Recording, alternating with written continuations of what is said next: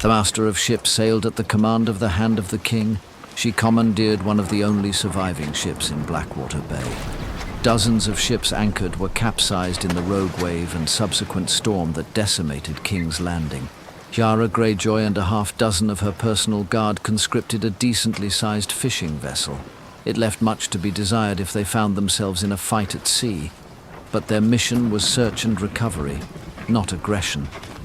Still, if Brianna was sailing outside her own preferences, aggression is what would be necessary to return her safely to King's Landing. Yara sailed her fishing vessel into the jaws of Shipbreaker Bay, the port of Storm's End, and the previous seat of House Baratheon.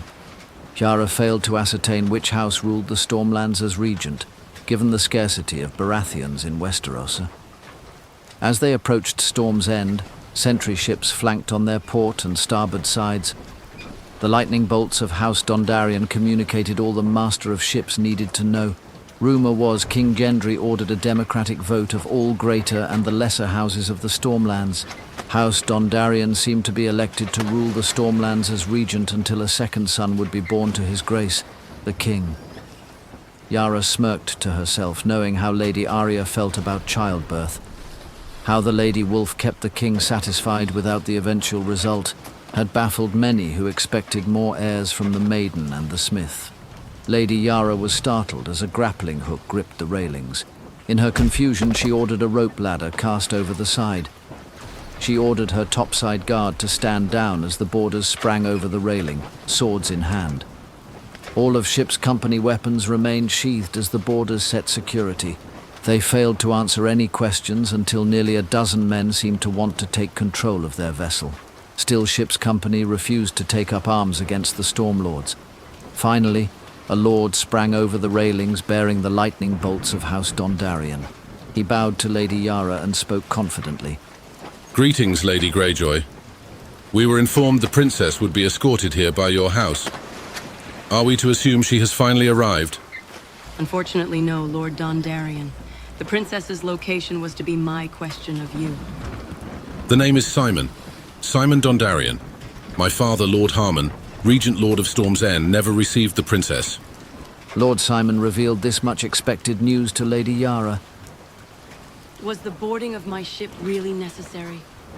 Even if the princess was aboard? We are, after all, flying the king's colors. Lady Yara replied, and still Lord Simon refused to apologize. As ordered by my Lord Father, Harmon Dondarrion is gravely concerned as to the princess's safety. I'm sure you'll agree when you meet with him. Quite certain he seems. I am here under the king's authority, and expect to be treated as such. I can assure Lord Harmon we share concern for Brianna's safety. Yara finished and ordered her helm to direct their vessel deep into the bay without Lord Dondarrion's permission. You may discuss it with him yourself, Lady Greyjoy. I dare say he will want to meet before you reveal what you would ask of him. Lord Simon offered, and Yara sighed at his presumption. Why does Lord Harmon think I am in need? Yara asked, and Lord Simon grinned widely. Come, Lady Yara. King's Landing has been destroyed, and the princess may very well be missing, or dead. The king sends a single fishing vessel after his heir. I think not. You are in need of a fleet that was sunk in the Blackwater. Either you will need to mount a search of the narrow sea, or mount an offensive against your nephew, Lord Valen.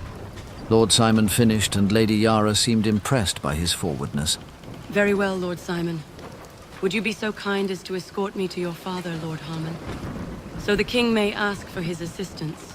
Lady Yara asked, and Lord Simon gave a brief bow in return. It would be my pleasure, Lady Greyjoy. He responded simply. The deckhands were furiously working to bring the simple fishing vessel into port. It had been decades since Yara commanded a ship this small. Still, the gravity of her mission is what filled her sails, besides the robust winds of the Stormlands.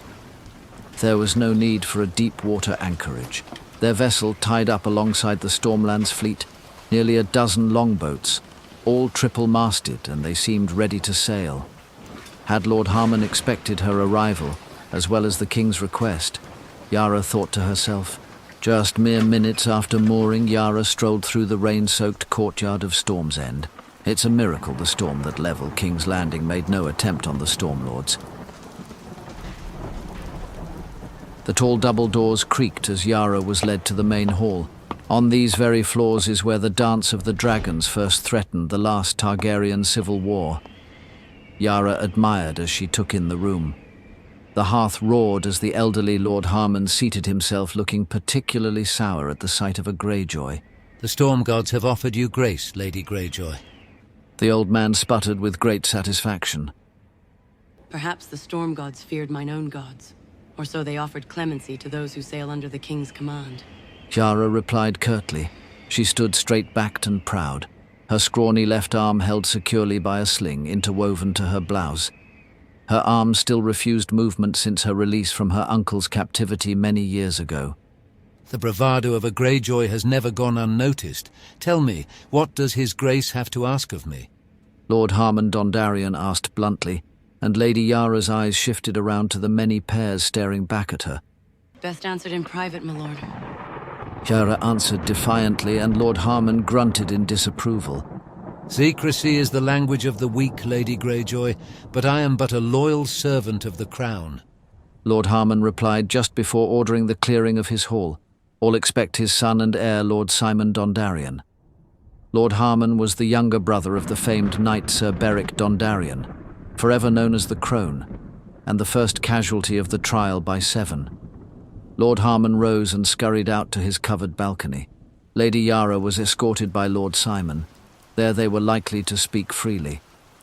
Little good the balcony did as the rain appeared to be blowing sideways.